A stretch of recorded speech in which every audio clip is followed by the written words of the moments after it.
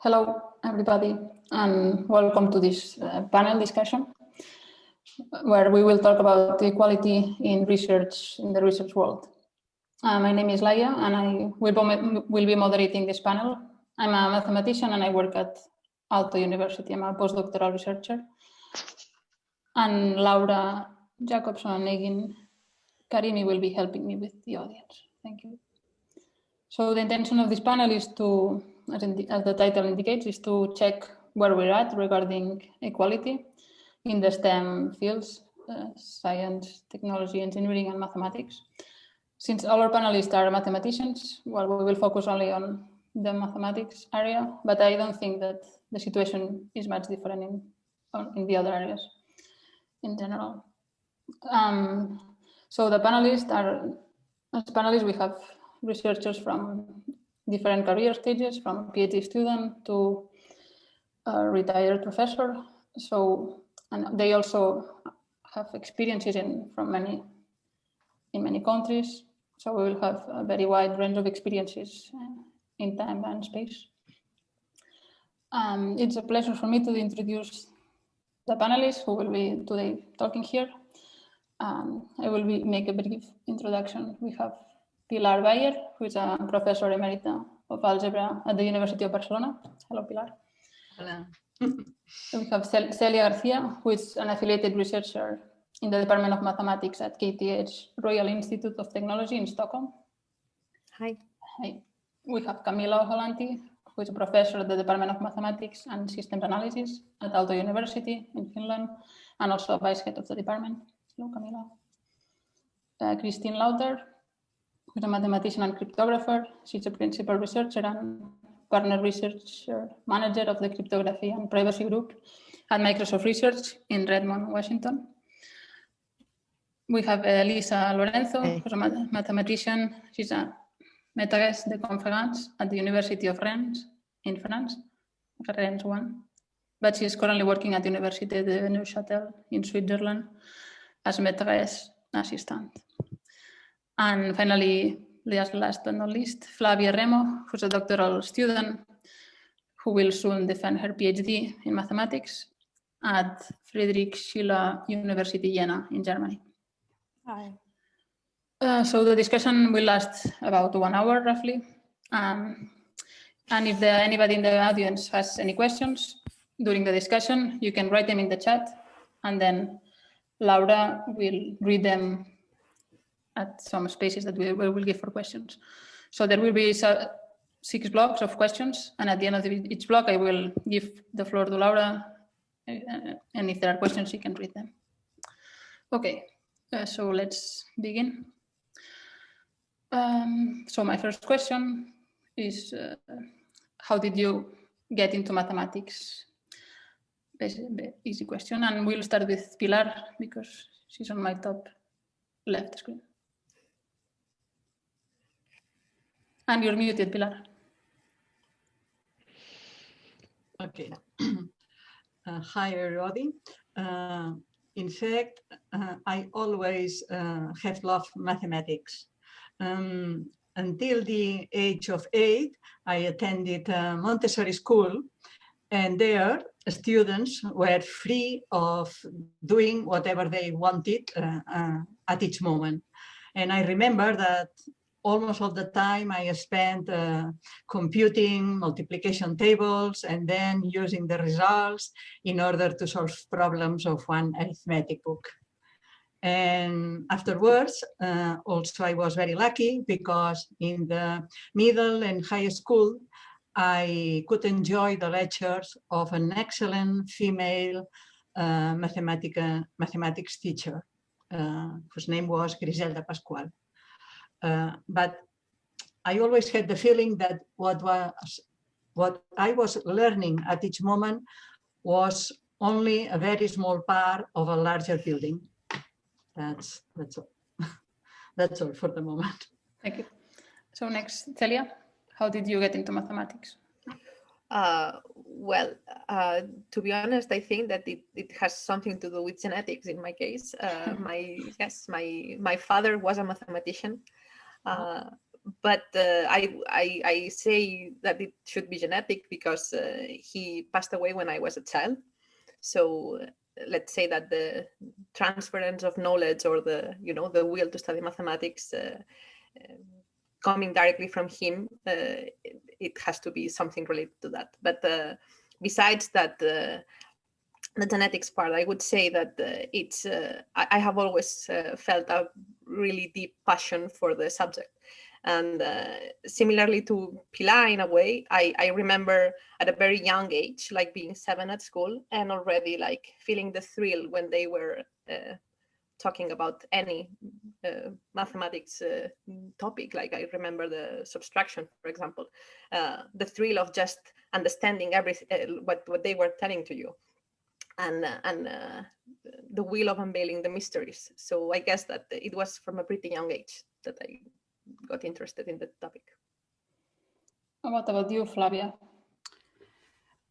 Yeah, I did love mathematics way back from high school. It was, I think, my best subject to say, but I almost got out of it at some point, and this was at the university because I did a bachelor's degree in education, physics and mathematics, and by then I wanted to drop out because maybe the teaching wasn't really very good and I didn't understand a lot of concepts. And then I thought, okay, maybe I'll go do my master's degree, but then in applied mathematics. And that's when I got the interest again. And then after the applied mathematics, I thought I would continue in that line, but then I found myself doing my PhD in pure math. And since then, I think the passion that I had before in high school just came back because it was always my favorite subject. So that's how I stayed in math. Yeah, I wonder how the role of the professor or teacher really plays a big role, I think. It's very big, I should say. And you, Elisa? Now, to me, it's funny. I mean, when I was a child, I was already kind of good at math, let's say, at the school, but it was like nothing special. But then I had like some teachers, like a man and a woman, that they really encouraged me to take part in math contests and in math Olympiads. And then in that moment, I started to like math, like solving all those problems in the math Olympiads and all that. And then I have to tell you like the secret that the thing that really made me say, okay, I want to do math. So I became in love with a guy that was the son of a math teacher and that he was also very good at the math Olympiads. So I decided that in order to impress him, I have to win the math Olympiads I took part. So I worked so hard and I did it quite well in the math Olympiads. Then you can ask me about the guy if you want. Because you impressed him. Yeah. That's a good story. Yeah. Okay, next, Camilla. How did you get into math? I guess I also always liked math a lot. My dad was very excited about astronomy and gave me always all kinds of little math puzzles, not probably very difficult, but at least it got me also excited. So that was already before any school.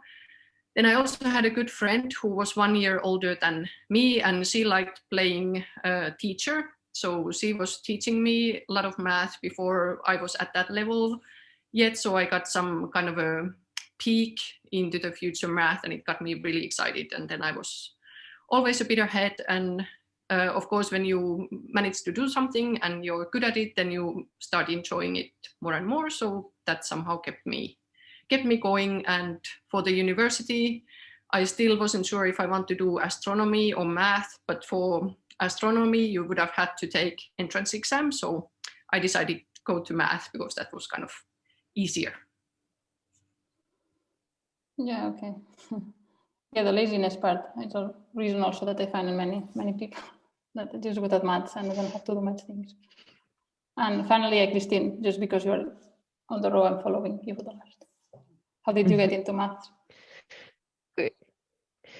Great. It's funny. It's similar to so many of the other stories. So I started very young doing story problems with my dad in math, and I just loved it. I was at a very young age, and so I was good at math, and I really enjoyed it all through school. But then I actually graduated from high school very young. I graduated when I was 15, and I went to college and wasn't sure, whether I wanted to study math or physics or what. And the math class that was they tested us and put us into the different levels. So I was in the honors calculus, and it was being taught by Jill Pfeiffer, who's currently president of the American Mathematical Society, and she was co-founder of ICERM. So I was very lucky because I went to her. I always like to tell this story, especially for retention issues for girls in math. That I was very young, and I went to her halfway through the first quarter and said, okay, I have this paper for you to sign. Could you please sign this? I need to drop this class. And she said, why? Why do you want to drop it? And I said, well, I don't know what all these epsilon and deltas are. That was the way they were teaching calculus. And she said, oh, that's okay. Nobody else does either. And she wouldn't sign the paper. So I didn't drop out of math because of that. And I always love to tell that story. It's a true story. I didn't make that up. And then actually was later in undergrad, my advisor basically kind of insisted that I go to graduate school, and he became my PhD advisor. So I was pretty lucky throughout all of that. Thank you. Yes, I wonder how many people just drop because they think they don't understand anything, so just get majority. Okay, so I will ask now maybe in the reverse order. So, Kristin, did you have many women as professors when you were studying, like role models, or just Well, did you see women in general teaching math? Not much. Luckily, I had Jill, but she was the only one, and she was probably one of the only women on the faculty at the University of Chicago in all of my time there. And she was I believe she was a Dixon instructor, and then went to Brown after that as a professor. So throughout all of school, I never had a female math teacher. Okay. Throughout my entire undergrad, grad school, and school, only Jill. So, but she played an important role. Yeah, she made her worth it. What about you, Camilla? Did you have any professors in Finland? I think I ever only had one female professor teaching me math. That was Ulla Pursiheimo at University of Turku, teaching me differential equations my first year of bachelor studies. I have to say I didn't particularly like the course, but I did pass it. And after that, Ulla retired. So other than that, I don't think I had female teachers during my undergrad. So okay. No, not really, not many. Quick question. What, Elisa? In my undergraduate, that's true that there were not so many women, but there were some of them. I guess that in this situation, maybe in Spain, the situation is a little bit better. So maybe Celia can also share it. Yeah. Experience.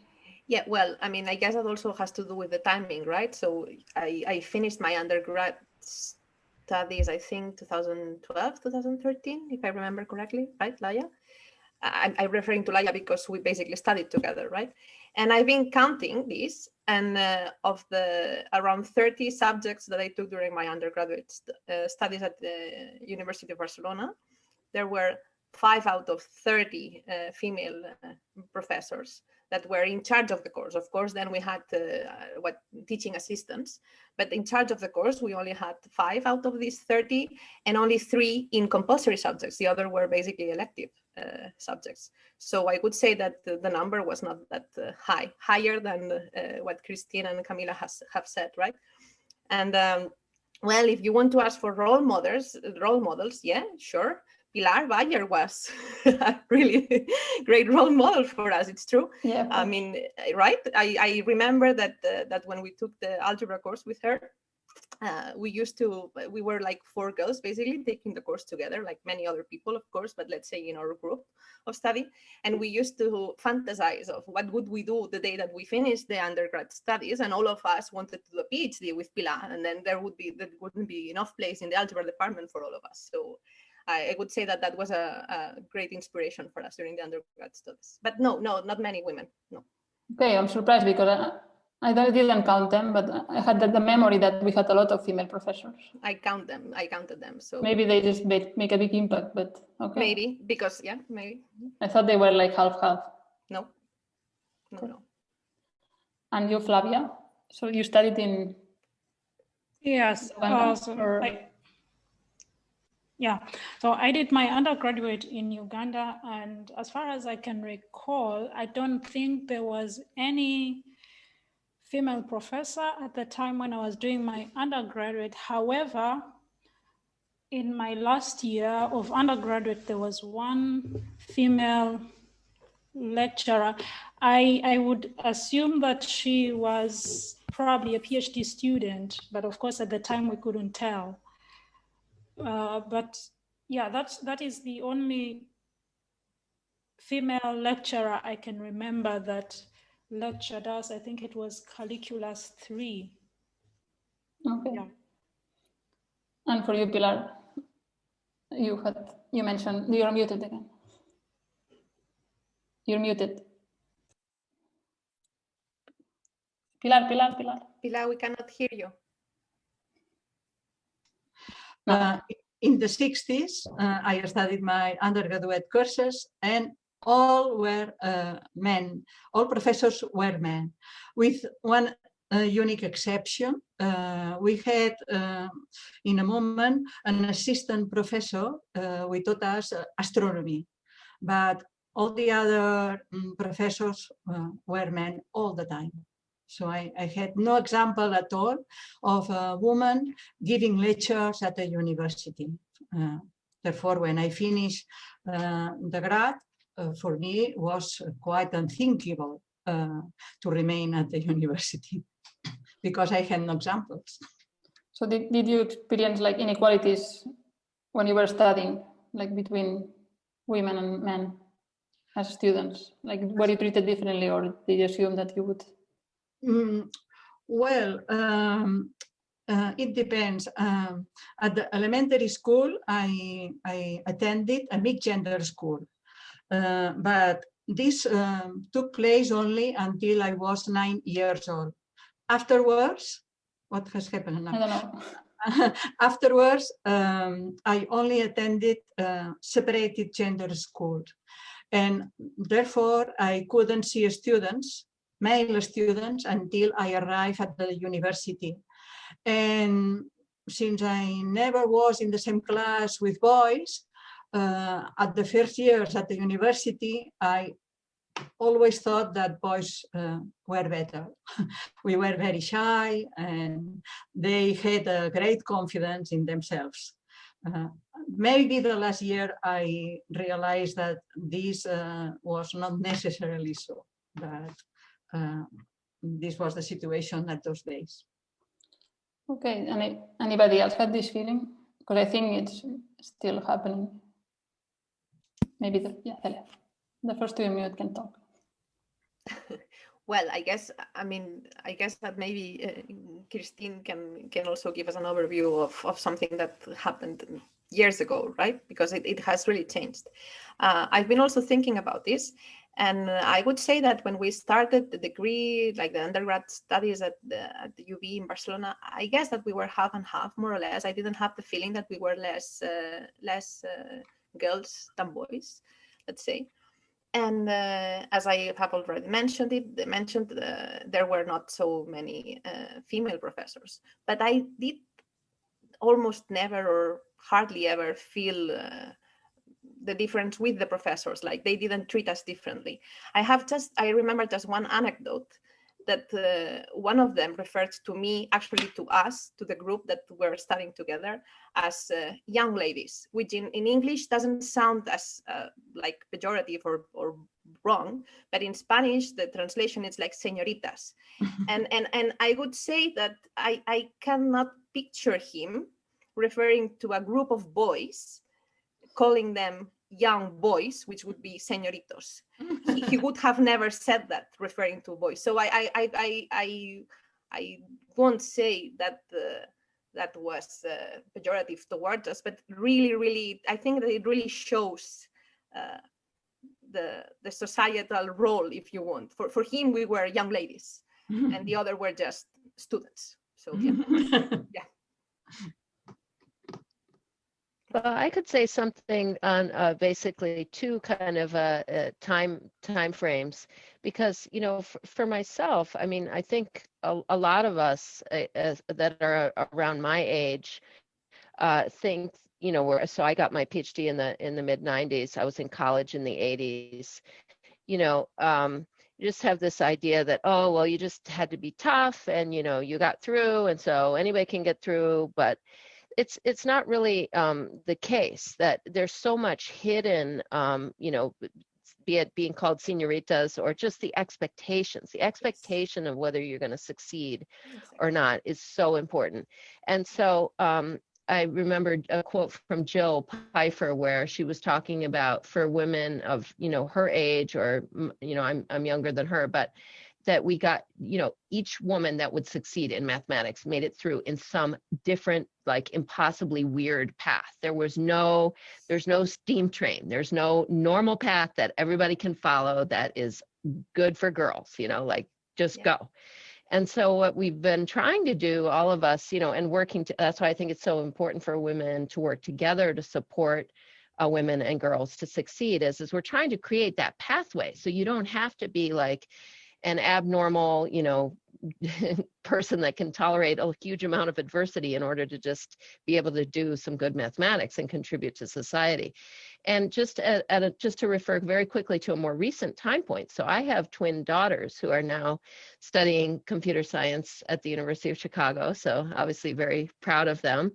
But when they were in school, in elementary school and high school, and so this is just the last 10 years or so, and this is in the US, but public school, you think that discrimination is gone, but it's not. I mean, the old teachers there, the old guys that have been teaching for decades, they still have those same attitudes that they had 40 years ago. So my daughters got kicked out of their second grade advanced math class, even though they were the best students in the class. And when I confronted the teacher, he just said, well, they were so quiet, they never raised their hand. And then I got them back in the class, but a lot of different stories. But more recently, when they were in high school, they had a high school physics teacher who was actually later accused of, harassing female students. And they had a horrible, horrible experience of discrimination by this teacher who wouldn't even let them turn in, assignments late when they had an excused absence, whereas he would let all the boys turn them in. And I'm just saying that as an anecdote that's very, very recent for girls going through, school today in math and physics. So. What about in Finland, Camilla? Because I also noticed that there are very few girls still like studying math, and in computer science, I think there are 3 out of 40 female professors, something like that. And I was shocked when I moved to Finland from Spain. I thought that here things were kind of more equal. At least so at University of sorry, I seem to have delay, so don't mean to interrupt you, but the voice somehow carries a bit late. Yeah, so in Turku there were, I think, about half and half of us, but then there's also teacher education, so that usually increased the numbers of women. So there it was pretty even, and I have to say I don't think I ever experienced any equality issues or gender issues during my undergrad. Of course, at Aalto, where we are a technological university, number of girls is much, much lower. But I hope now that we have more and more women also hired as professors, then the numbers maybe start increasing while having more role models, which is important. So you see that women can do it, so maybe I as a young girl can also do it. So I hope that will help. But yeah, my experience has been pretty good in Turku at least. Okay, yeah, so basically my experience is only in Aalto and only seeing numbers. I don't see people treating different boys than girls. Okay, maybe let's move to more like work life, university and industry. So maybe we'll start with Kristin because she works at Microsoft, and so it's not university, so maybe you have a different, or you have both experiences, so maybe you can tell us a bit if it's the same or you face more challenges in the company than university. Or Yeah, I'd be happy to. So I was a Hildebrand assistant professor at University of Michigan before I went to Microsoft Research, and I've been at Microsoft Research for 21 years, so a long time. My experience in academia is obviously a little bit out of date now. But what I could say is that I actually I loved teaching, but in university, you need to spend some of your time, on your teaching as well as your research. And if you're lucky, you can have kind of a good balance between those two. And I think, both are important, and I think they nurture each other. But in industry, you're not doing teaching at least in an industrial research lab. But instead, you have other basically duties. You have other responsibilities. I mean, you work for a company, and so you end up, the type of service that you do is different, and you have to try to figure out, how can you contribute to the company or to the industry? And so it ends up giving you a very different set of motivations. And I think it's good to be clear about that. It's not like you can just think about, go into an industry research lab and it's just like the Institute for Advanced Study or something like that, and you don't do anything. You do end up being very much influenced by the motivation of, trying to make progress. And one really nice thing is that I think that the interdisciplinary culture is stronger in industry, where you're working with engineers, you're working with people in other fields to try to make progress faster. And there's a lot of incentive, to work together and to solve problems. And even if it's not a perfect solution, but something that can, just work or be better than what was being done before. So I found it to be a very dynamic, fast-paced research environment. I think that's the good side of industry research. But I would say the downside, or the harder side, is I think you really have to be quite a bit more flexible in order to be successful in industry research. You have to be willing to kind of, work with a wide range of people, change from one project to another quickly, and not be just so set in your ways that you work on the same thing for 10 years and expect to be supported to keep working on that particular problem. So those are kind of the trade-offs that high level, I think, are important to think about. Okay, and did you just move to Microsoft or to industry because of any specific reason, or you just wanted to explore, because there are some people that are very attached to academia and others may be interested in leaving academia? Yeah, well, to be honest, there were a couple of things, but keep in mind, this is more than 20 years ago now. The tenure track jobs that were available to me at that time were not satisfactory, to be honest. I mean, if I'd been offered, a professor position at Harvard, I would have taken it. Princeton, Chicago, any of those, I would have taken them. But we started WIN in 2008, basically 10 years later than that. And there were almost no women professors in number theory in the United States that had jobs at Research One University. So I think I saw Alice Silverberg on the call here. Alice was one of them, and Winnie Lee and Audrey Terrace, and that was it. 3 women professors in number theory in the entire United States that had, real research jobs. So for me, going to Microsoft Research was a really good option because it was a research job instead of having to go and have basically a more teaching job. But secondly, I was very disenchanted with what I felt was like the hypocrisy of the universities, where at the Research One universities, they would say that, basically writing a teaching statement would count against you. Like if you consider teaching to be an important part of your job and your profession, that would make you seem like you were less serious as a researcher. And I really hope I think that may have changed since then. I don't know. I really hope it has, because I think teaching and educating the next generation of students there's nothing more important actually than that.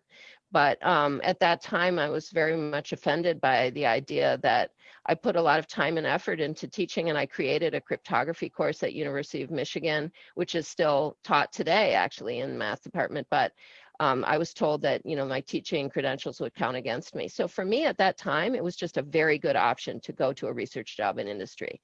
I actually still think it's a great option for people when you come out of your PhD. I think it's a good thing to consider in almost any field of math and other sciences. You can find ways that your work and your knowledge can be, applied in both government and industry.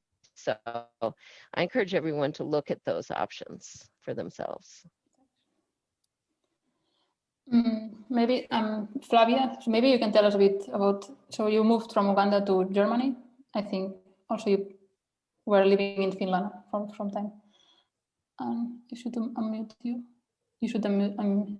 Well, in fact, the first examples that I had as women making research in mathematics came not from Germany, but from France. We had the Journée Arithmétique, a congress that took place every 2 years. And there I could see the first examples, women that like Yvette Amis, Anne-Marie Berger, Marie-France Vigneras, Eva Bayer, all these women were an example for me, and they showed me that it was possible to be a woman and to have a place at the university. So after my thesis, I went to Germany, but then I had a surprise because in the math department at the University of Regensburg, I was the only woman. There were no professors, no scholars at all. And also the proportion of female students in the courses was lower than in Spain. Maybe I could say 10% or something like this. But I never felt me different in Germany because I was only considered like another mathematician, and it was a very agreeable experience to be able to work with a team or in a seminar. And I never, for me, was never a problem to be the only woman in a seminar. On the contrary, it was, so to say, stimulating. I was very lucky of having these years and with such an examples. And for this reason, I could return to Spain with another point of view, completely different. And from this period, I learned that there was no difference at all in order to study mathematics, to make research in mathematics. It was no different between boys and girls. But I must say that it took me quite a lot of years to learn this thing and to put in practice. Okay, and you had to move to another country, right? Yes, of course. In Spain, I had never learned at those years. Then the things slowly, but have changed quite a lot. And also in other branches of mathematics, in analysis, in applied mathematics. Well, you know now which is the situation. Also, another important point was that at the beginning of the 70s, new universities were created. And so the young people had the possibility of having posts at these new universities, because at the old universities, well, so to say, there was almost no life during the Franco's years and so on. It was much more difficult. But suddenly things change for best. So Flavia is now doing her PhD in Germany. And can you tell us if it's, do you think it has improved? I know it's only one university, but can you tell us if there are, do you see many women as professors, or compared to Uganda, for example? Yeah. Or is it more or less the same? Okay, so I had spoken about my undergraduate, and I'm not going to repeat what I said for my undergraduate. So I will begin with my master's, because I did part of my master's in Uganda and also in Finland. In Finland, I may not say so much because I didn't have enough interaction, because I was only there for 6 months to do my research. But still, in the master's class, we were not as many ladies as, not probably a quarter of the class. But then in Uganda, it was the same story, because I think in the master's class we were only two ladies out of a class of probably there were 15 in the course that I was doing, because there's only pure mathematics and applied mathematics. However, this is not surprising because the problem already starts early enough. I mean, I think this cause for the low numbers is the reasons that I found while I was teaching mathematics is, one, there is a misconception about mathematics itself as a subject, and usually the way it's portrayed to kids when they are young. And I think that hasn't changed until today. And why I say so is that even when I moved here in Germany, at times when I'm interacting with people, and some of the most common questions are, what do you do? And you tell people I'm doing mathematics, and someone drops a jaw. You know, it's like, so it still tells you that there's still this idea in the mind that math is very hard, and it's something that is portrayed even to the young children, that it discourages people from getting into this mathematics. However, when I moved here in Germany, I think the numbers are relatively higher than the numbers in Uganda, because here in Friedrich Schiller, I think there could be maybe 10 female professors. I mean, majority are men. And also when I attend the PhD seminars, it's not balanced, but at least there's relatively a number. Maybe you can find 10 ladies out of maybe 40 PhD students attending a seminar, which I think is good. So in general, I think the narrative is still the same. I mean, there are not as many women in math, but I can see an improvement. I cannot speak generally for Germany because I haven't been to so many universities in Germany, so I don't know the numbers in there. But I guess from what we've heard from the other panelists who are here in Germany, so we can try to make this comparison basing on what I see. Yeah. I'm also interested in France, like Elisa. What is your experience? Or Switzerland? Yeah, I mean, actually it's difficult. I mean, I've been in several countries, living in Spain, the Netherlands, France, now in Switzerland. I don't really have statistics because somehow it's very difficult to get good statistics. And this I can tell you because, I mean, I've been involved in the Math Commission for Women in the Spanish Society and also in the European Women Association. And sometimes we try to get the statistics, and actually it's quite difficult. So I cannot really tell you, I have the numbers and I can compare in the different countries. So, I mean, what I'm just going to tell you is more like my feeling, which is not necessarily true. But my feeling is that in France, the things are worse than in Spain. There are less women, I would say. In the Netherlands was even worse. There was no woman at all. It was ridiculous. I mean, when I was there, I think that in all the country, okay, it's a small country, but anyway, there were a total of 7 women mathematician full professor in all the country. And now in Switzerland, yeah, maybe I'm a little bit biased because I work with women, so I know them, but I have the feeling that there are a little bit more of women than in France. But I mean, well, anyway, not that many. But what you just said, Elisa, I think that it really it's true. I tried to get some numbers, not like from countries or universities. No, I just tried to get some numbers from my department of mathematics at KTH in this case, right?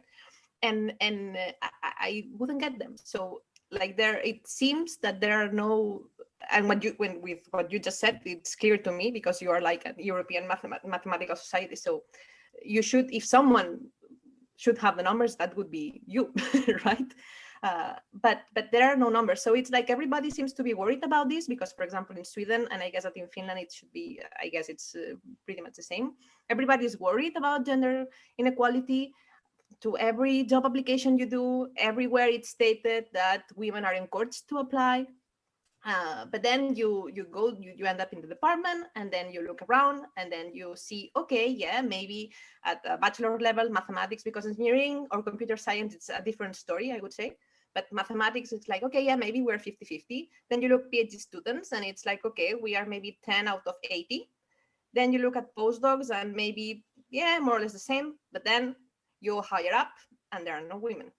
So it's like associate professor, I don't know, like in Stockholm, for example, you need, when you do your PhD dissertation, you need 3 members of a committee.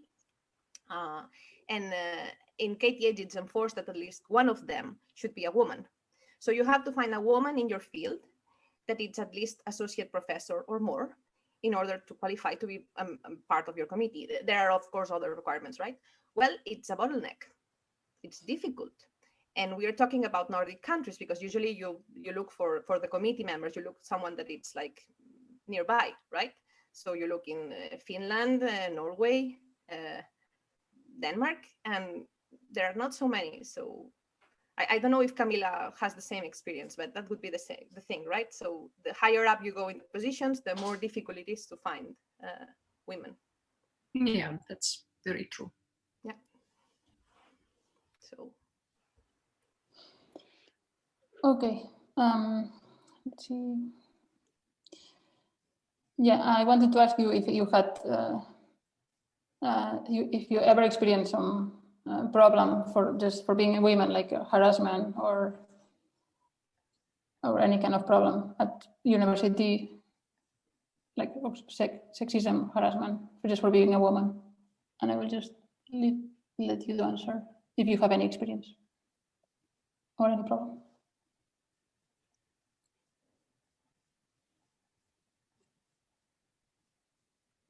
Pilar, Maybe I could speak to that from the point of view. Oh, yeah, because sorry. sorry. So,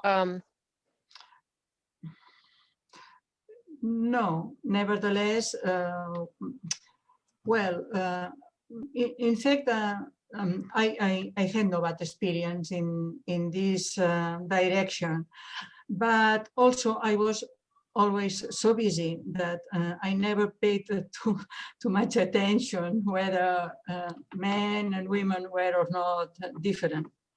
But now that I am retired and thinking a little more about these issues, I have arrived to the conclusion that this world works a little bit like a soccer competition in which men always play at home. And we women are the invited team. And this fits. But well, I think in this way. Kristin, did you want to say something? Yeah, I was going to say that. So I feel very lucky that I didn't experience any explicit, harassment or assault.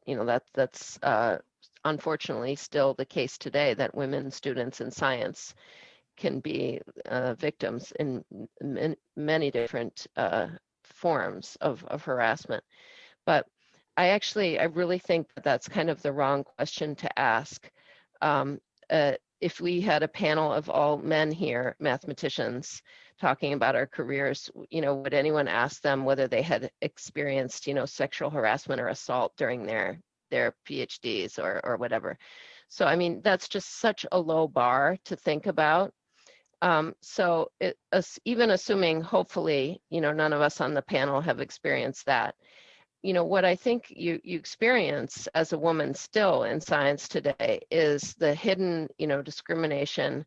And, it's a form of harassment when you can't be taken seriously. Your opinion is not listened to. You're in, one meeting after another. You're the only woman in the room. Anytime you say anything constructive, it doesn't get listened to until some other man in the room says the same thing. And then everybody's like, oh, what a great idea. They even have that in trainings now.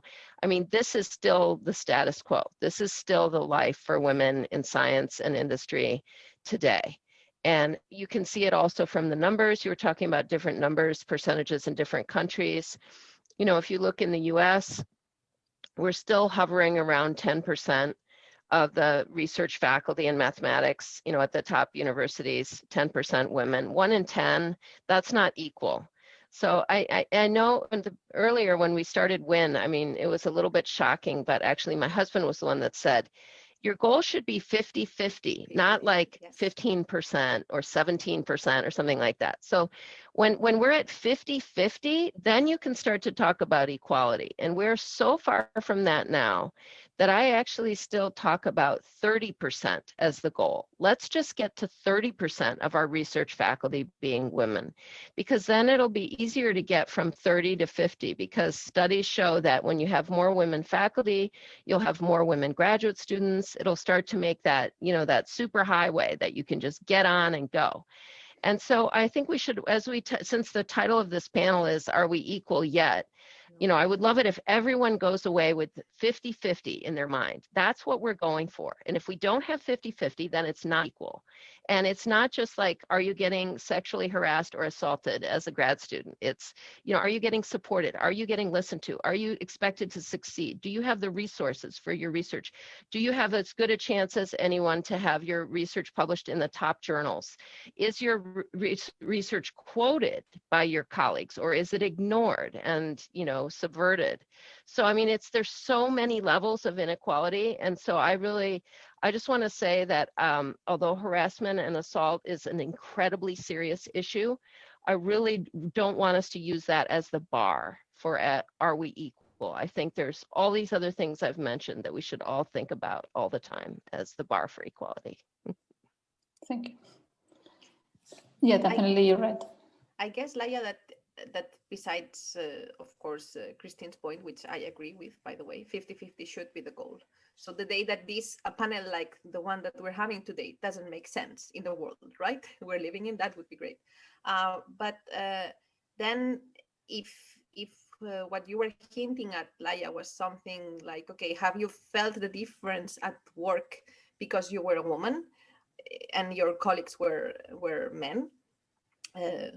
Without talking about the sexual harassment, or because, yeah, I agree, it's a pretty low bar to set. Then the point is that I don't know if it's something only from academia, right? It just may be something that happens in environments in which there are more male than female, right? So if you end up being in a group in which you are the only woman, or you are 2 women out of 10 people, for example, then yeah, I've seen things like, okay, all the administrative load that happens to it has to fall in someone, ends up falling in the women's plate. Yeah, I've seen that happening. Then I don't know if it's because they are the woman in the group or just by chance, but I've seen it happening more than once. So I don't know if it's a gender inequality issue, but it sort of looked like it to me, for example, to give you an example. May I say something as well? Also agree with Kristin that it's really this hidden gender bias or hidden bias in whatever diversity issues. That's the most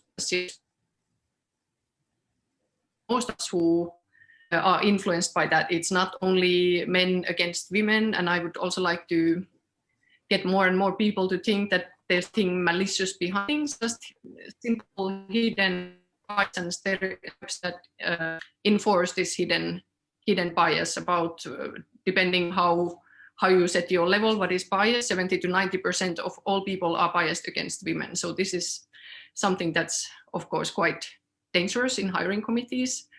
And also because people tend to like what they know and what they can relate to. Then if it's all male panel, then woman being interviewed is an alien in a sense. I mean, this is exaggeration maybe, but also maybe you don't get any female applicants because they see that there are only men in your institute. Like some computer science departments that are very male dominant, they really have so few female applicants that no matter how much they want to improve, it's just almost impossible to get the numbers bigger. And although I'm actually not so much for affirmative action, but I think maybe in some cases like this, maybe it could make sense. And I don't think we would have to worry that, okay, then we hire some bad candidate if we do that. There are plenty of great women out there. But anyway, I think it's everybody should be a bit aware how we relate to people who are not like us, not just men when it's about women, but also women when it's about women, because we don't have that many women role models in our field either, not any more than our male colleagues do. So rather than finding somebody to accuse, just trying to be aware of what each and one of us are doing.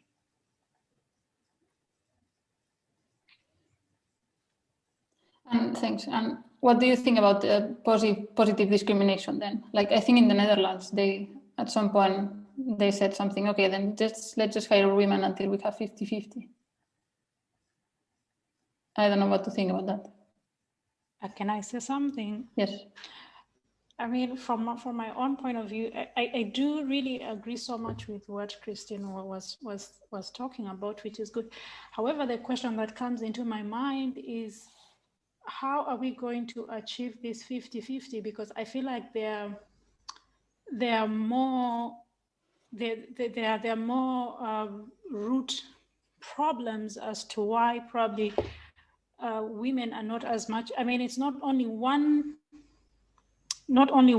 factor, but there are so many other factors which I think, in my opinion, that lead to this small number of women. In particular, I remember I had a discussion with a colleague of mine with whom I was doing my PhD in the same project, and we were thinking of how we are going to advance in our career. At the same time, you have to think of, maybe I have to quit for some time and establish myself in my family. And I think this is also one reason that could also reduce the number of women that progress in their career in mathematics. So I feel like probably we should identify some of the root causes as to why there are a few women at higher levels, because it may not only be about, when I was applying for this position, we were 29 applicants and I was the only female. And with the application, it's not like they're choosing who to apply. It's the females who need to apply for these jobs. So I feel like there are more root problems as to why there are fewer women at higher levels, and which is something we have to dig into and see how we can also handle this problem. I don't know how, but sometimes I think about some of these open problems as well, and maybe this affects the 50-50 that we would like to achieve.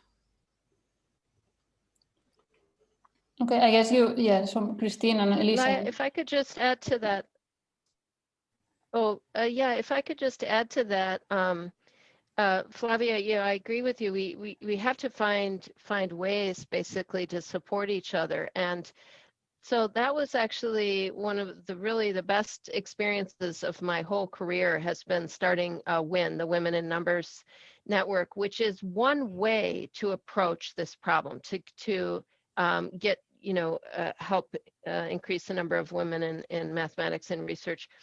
And the idea behind that is really kind of replicating the existing networks. So people, I think, in any field work according to networks.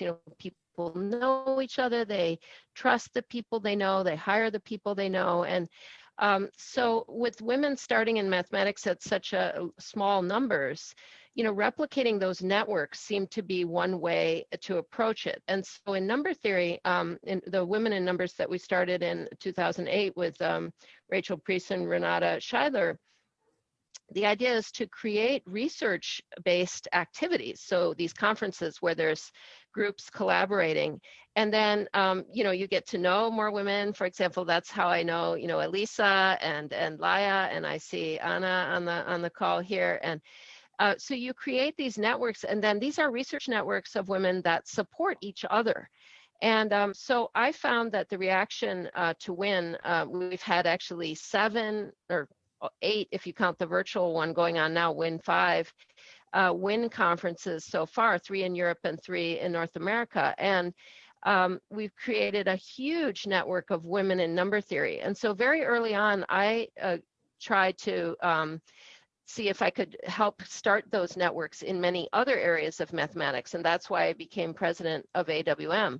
And we now have between 20 and 25 different networks in mathematics of women in topology, women in, every possible, graph theory, 25 different ones. You can just go on advanced.org.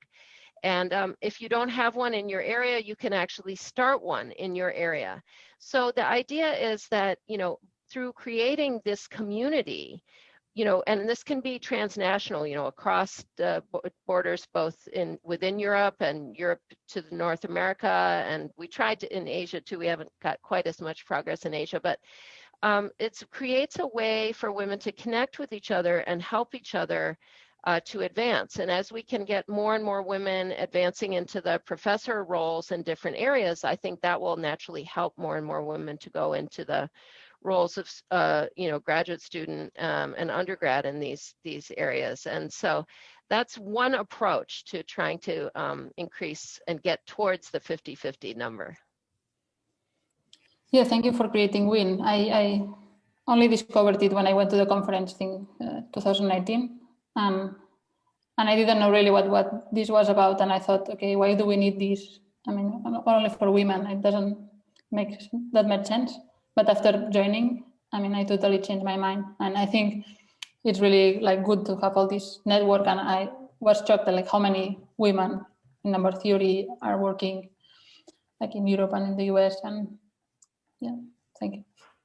And okay, and I also maybe related to that. So Elisa is working a lot.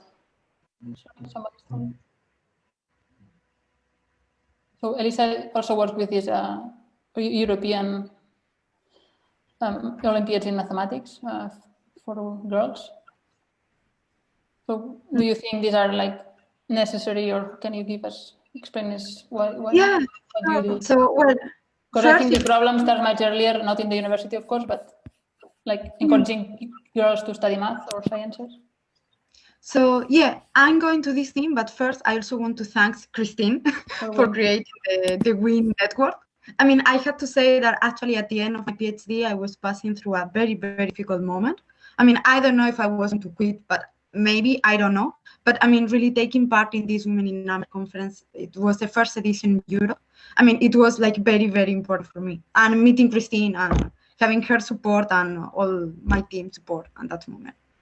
And I mean, somehow, as you, Laia, at the beginning when I saw this conference, I did see the point about, oh, this is weird, a conference for women. But I have to say that after the experience, I loved it. And I mean, I repeat this because for the ECMO, the European Girls Math Olympiad, this is for high school.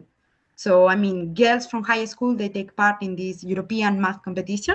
So the first time that I heard about it was kind of the second. And I guess that me and many people that are still critics with this kind of competitions, that they say, well, why do you need a math Olympiad only for you?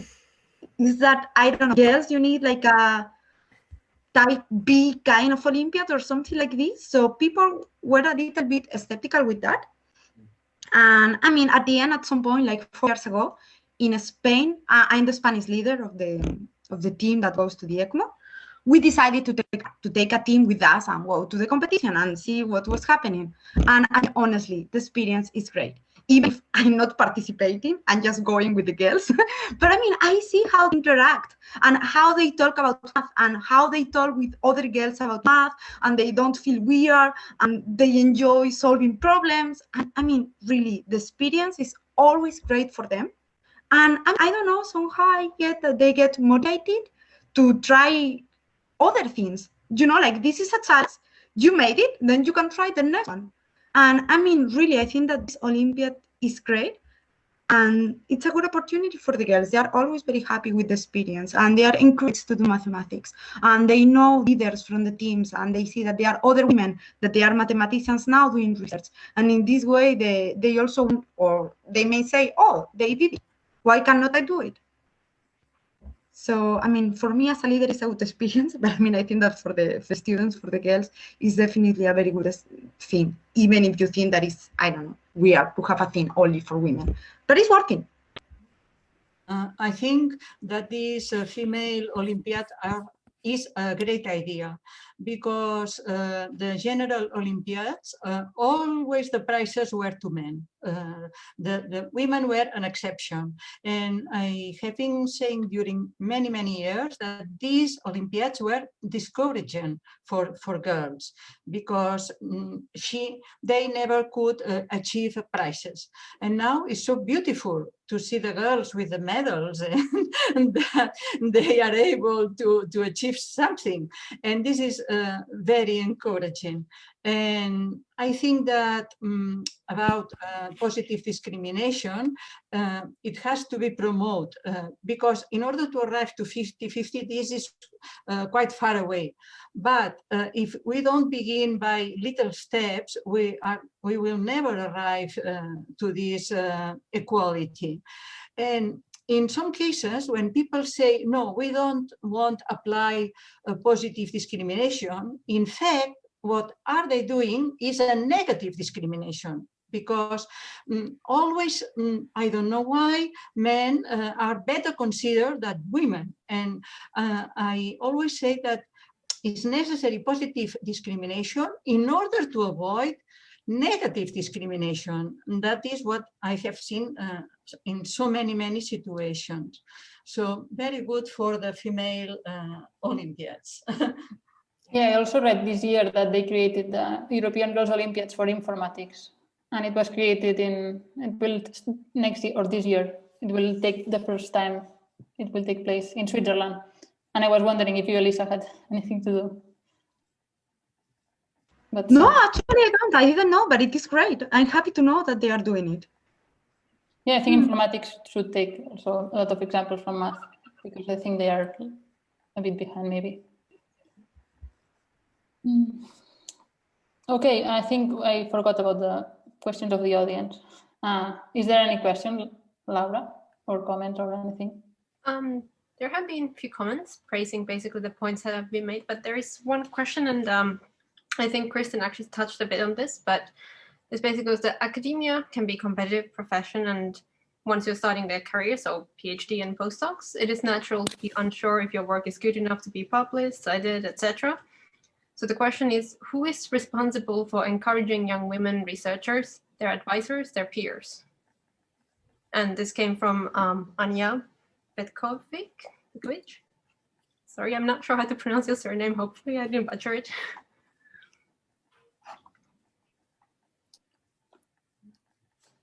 Anybody wants to answer?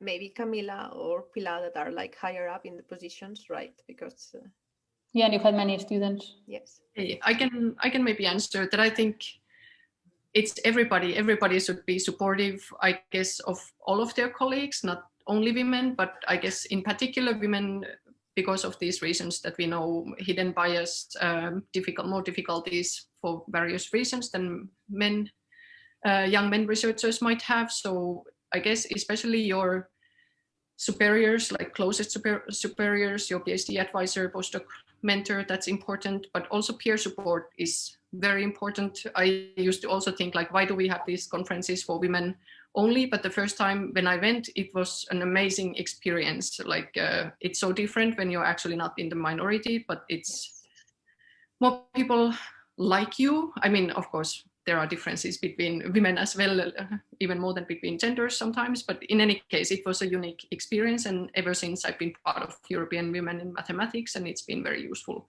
So I think also when it's difficult to find your peer support, especially from the same kind as you are, then these kind of networks are utterly important, like Kristin also said. But I think everybody should be supportive and maybe pay extra attention to their female colleagues.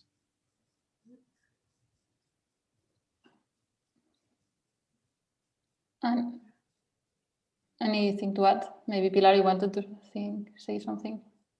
Or because I think you had many students, like 15 PhD students, and I counted, and you had, 7 women and 8 men.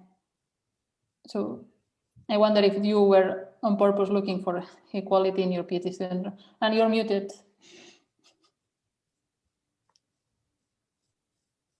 Not at all.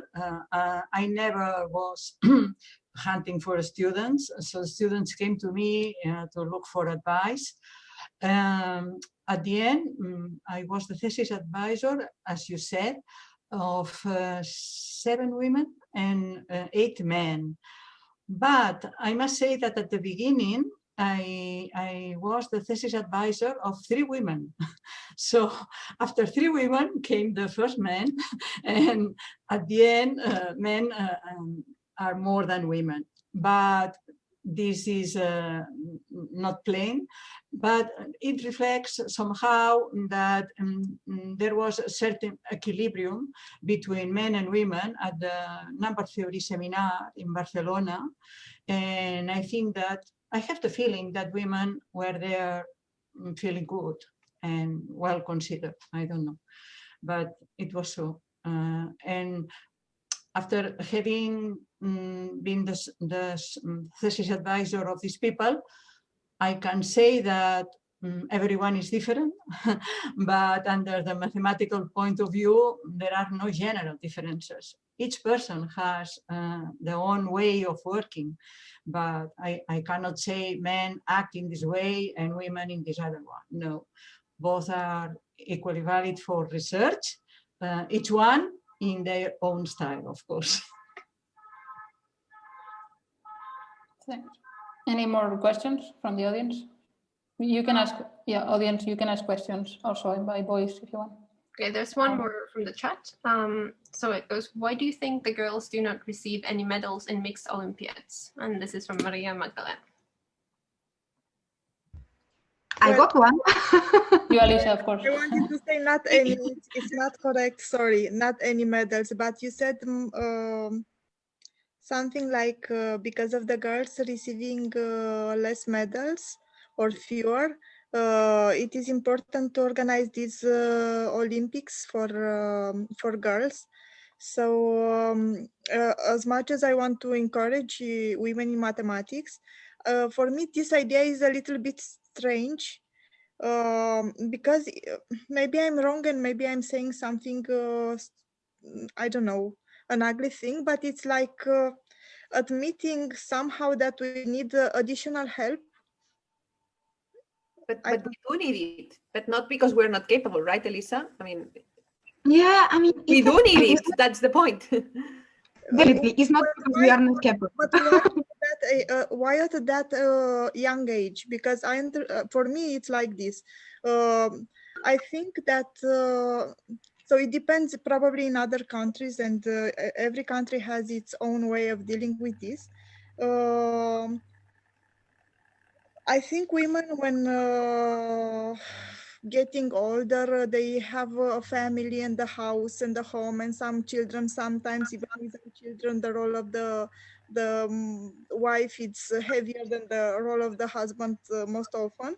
So this makes many women to leave aside the research, or not dedicating the same amount of time to career.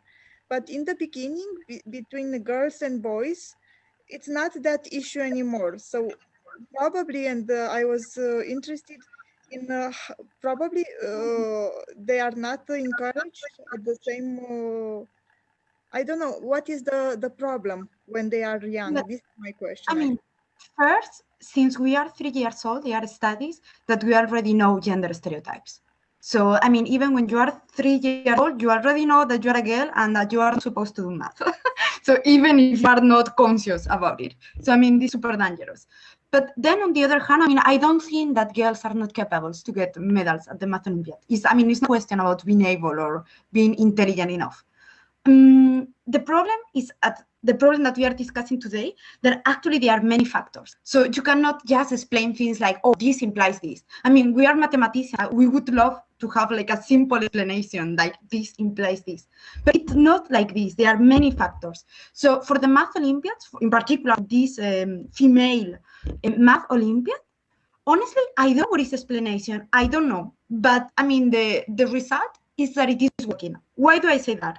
I say that because we do have statistics about the number of girls that they are participating now in the IMO. The IMO is International Math Olympiad for everybody.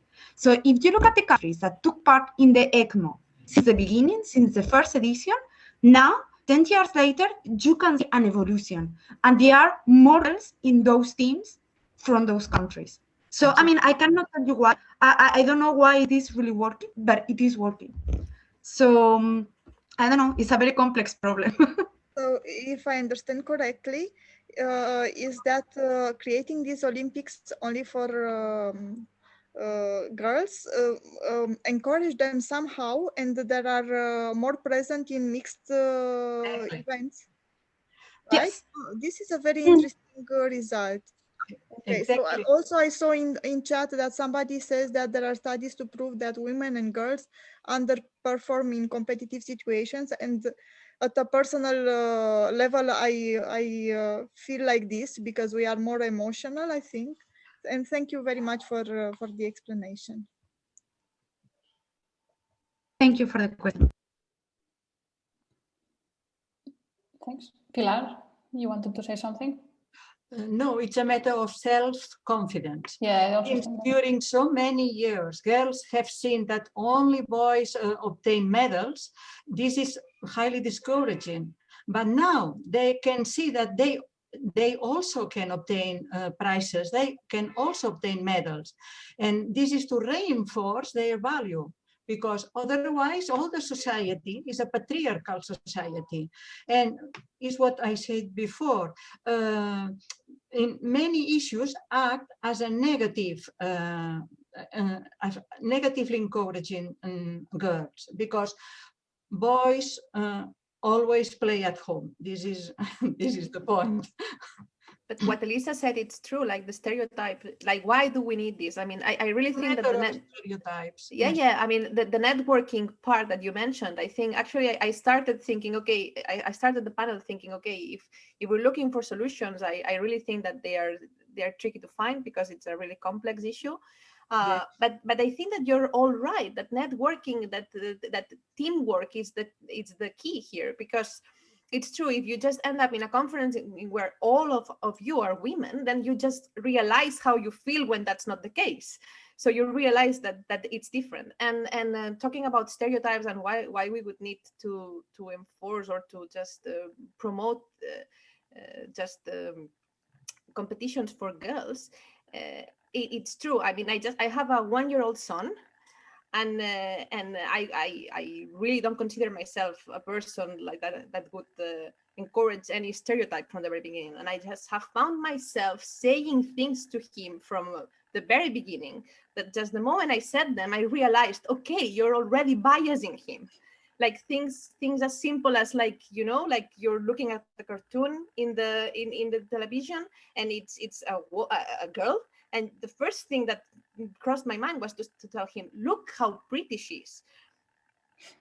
The first thing that crossed my mind, it's just by, you do it just by, you know, societal pressure, because you have been told that kind of thing since you were a child yourself, and you really have to fight it.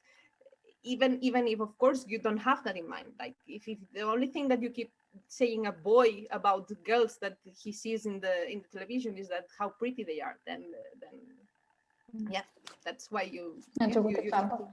Yeah, but it's true. I just have found myself doing that. So that's the Shame on you. moment in which you realize, okay, things are not going well. So yeah. Okay, Laura, are there more questions? Laia, can I add one please. quickly? Yeah, I think any way that we can encourage women to these STEM fields, be it math Olympiads for girls or whatever it is, then it's really important. And it's not only for the equality for its own sake, which is already very important, but I also saw this recent study by European Institute for Gender Equality, and they had some economists computing what would be the influence if we increase the number of women in STEM subjects by 10%. And they found, whatever model they were using, I don't know, that by 2050, we would have our gross domestic product increased by 10%. We would have 10 million more jobs in the European Union, and we would have 3.5% units better employment rate. So it's also like economical. So if you don't, I mean, not you, but in general, if somebody doesn't really care or things like, okay, so what if women are in minority? There are big economical issues involved as well.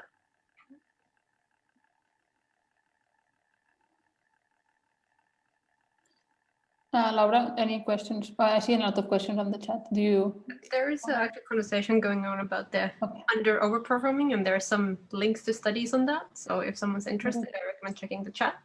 But I'm going through the questions in chronological order. So there is a question from Yana Sotokova that, are there any practical tips on making men hear what you say?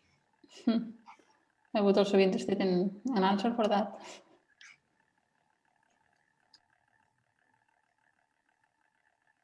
Nobody. Sorry, Jana. I don't know, maybe if I can share my experience here about what I see.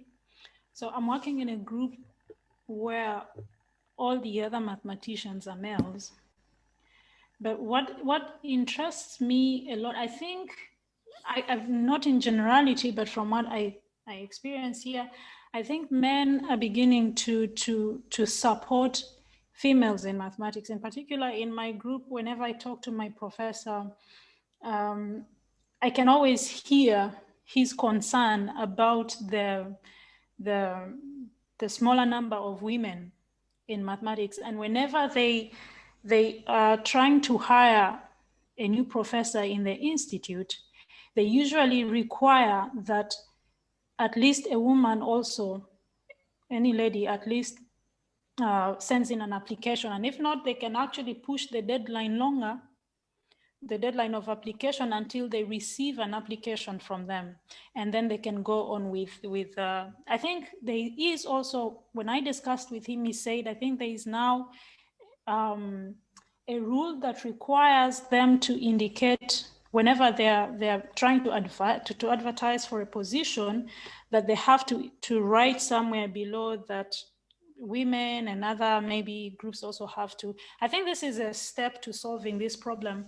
And if we can push for more, then probably the men would be able to also get into, because at least I can see some men who are embracing this idea and realizing that there is a problem, that we do not have female professors to maybe encourage the girls in the universities who are doing mathematics. So they're trying to get into, I don't know about other policies in other countries, but at least this is something that I saw here in Germany.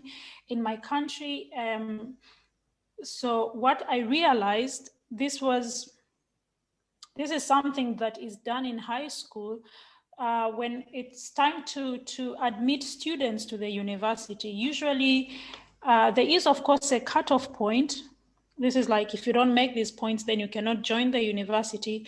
But for every female, there is always an additional 1.5 points for females who are doing science subjects and who would like to take some science course in the university. So I think if we push on harder, then this is something that eventually the men will embrace and realize that they also need to join in the fight. Yeah, thank you, Drew. Okay, I think, well, it's past 1 hour now, but we may, I don't know, we can ask maybe one last question from the audience. I left many questions unanswered, and I didn't even talk about like having children, how this affects to career, and maybe if somebody who has the children wants to say something. Really fast about that topic. The only thing that I would say, at least right now, is that it's hard for me to think about it as a problem specifically in academia. Yeah, that's definitely. So that's yeah, exactly. And the other point that I wanted to make was that all funding agencies in academia, or all the ones that, at least in the Nordic countries, they always take into account parental leave as a deductible time. So in that sense, I think that academia versus industry, it's good. But I wouldn't say that this problem which exists, it's something specific of academia. I read that in Switzerland, the parental leave, like for the father, they just change it from 1 day to some more than 1 day this year. Congrats. We come from Sweden, so yeah, I mean that must be very shocking. From 2 years to 1 day. And anything below 480 days, it's not enough. May I point out there's a really interesting question by Mikko Koivisto, not sure if Mikko is still on board, about is 50% actually what we should expect if we got rid of all the bias and discrimination and everything, or should we expect actually something else? For instance, he's referring to variance in talent among males, larger correlation of math and verbal talent in females. So I guess this is a good point. I don't know if anyone has any any reflection on that? I guess my first take on that was that, okay, maybe it could still be 50-50 even regardless, but we might do math in quite different ways as we do at the moment. For instance, for these reasons, larger correlation of math and verbal skills for once. Yeah, I think I would also expect 50-50. So I think, well, you can also have good talent, like speaking, and be a very good mathematician. I mean, I definitely, yeah, 50-50. Yeah, I don't see any reason, and I'm trying really hard to see any like innate reason so as why women would perform, or what prefer just not to do mathematics than men. I mean, there was a big controversy, right, with a paper stating something like this, that there is a larger variance in talent among males than female. I think that there is not really any evidence of that. So, I mean, I would really say 50-50. Yeah, unless you can prove the opposite, that no, I did an experiment with, boys and girls from they were born, and I can prove that men are better at math. I don't see, I would take as an assumption that they are equal. Yeah, but unless otherwise somebody proves it, and instead of the opposite. You cannot, because in order to do a good experiment, you need to control all variables, and you cannot control all variables because we are biased since the moment we are born. So, but we have seen an evolution during these years, and I assume that this will continue. Maybe not in, well, in a smooth way, but we have passed from zero to lots of women devoted to mathematics and to industry and to many other subjects. So I hope that this is an increasing function. I hope so, at least.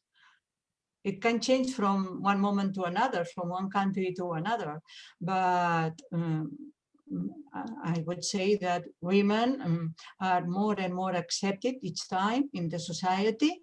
And nowadays, it's not unusual to see a politician that's a woman, physician, everywhere. We are everywhere, and we continue in this way because now the conditions of their life allow us to try many directions that until now were almost forbidden for us. I think so. I hope so.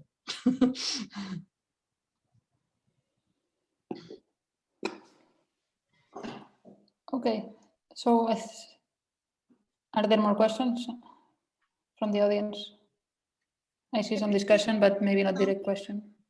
I would like to say something because I was still thinking of my previous question and about the fact that the girls, when they don't have a model of women or other girls succeeding, they feel discouraged.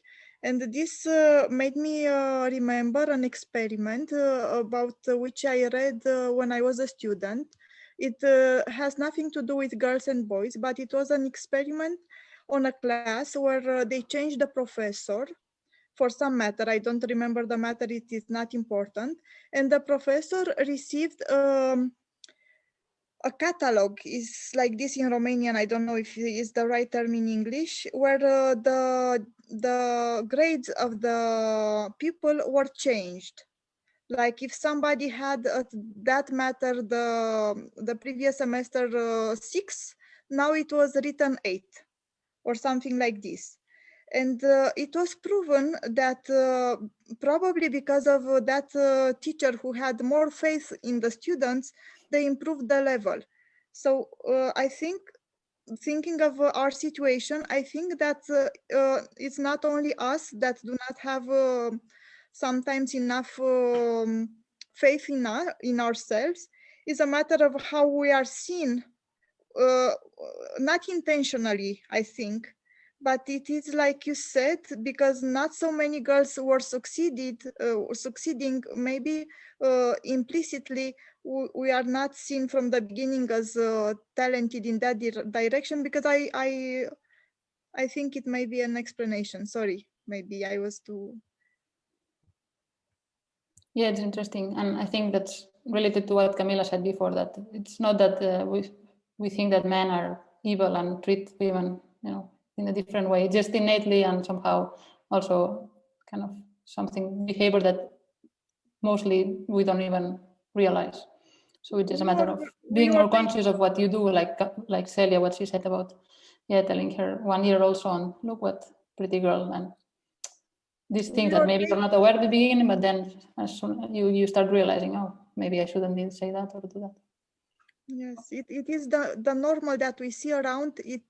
That is the normal that we accept, and maybe us as women sometimes we feel that it is not fair, but for them it's not so easy to understand, because when you are in a privileged position, you don't realize sometimes. So I think as well that many times it's not intentionally, but it still may be a cause.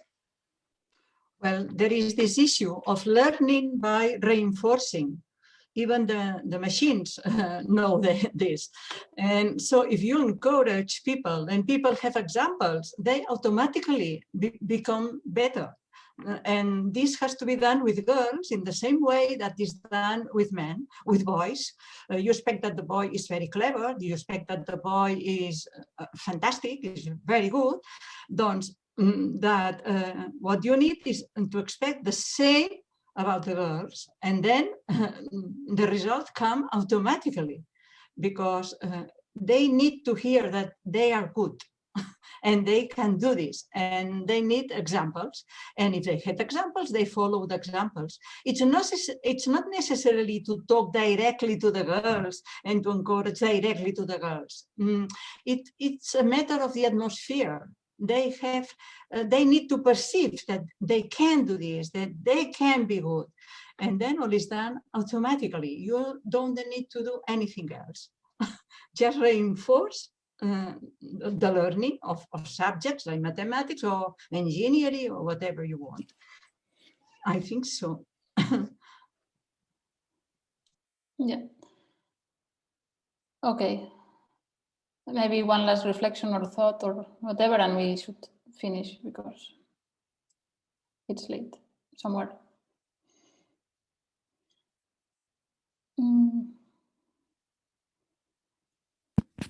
I just wanted to thank you all for the discussion. I think that it was really stimulating, and I have several take-home messages. So I really thank you for that.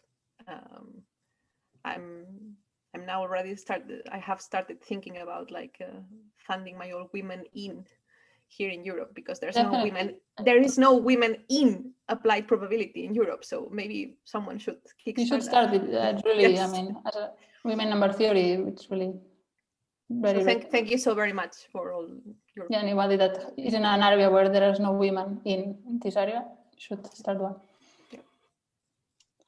Okay, I want also to thank the opportunity of participating in this panel, and thanks to the Aalto University and to Laia, of course. It was a pleasure for me to be here. Thank you. Thanks also Laia and Alex for inviting me. It was nice to be here and nice to see all of you. Thank you. Thank you very much. It was very nice to be here. Thank you too. It was nice to be part of the panel. I have a lot to think about as well, and I think the discussion for me still continues. Yeah, definitely. The problem that we were saying, it's not easy to solve, and we have to think from very beginning. I would like to thank everybody, the audience to join, and also the panelists for accepting to be part of this. And I will also say thank you from Kristin, because she had to leave, but probably she would have thanked us. Okay. Thank you all. See you around. Bye-bye. Thank you. Bye.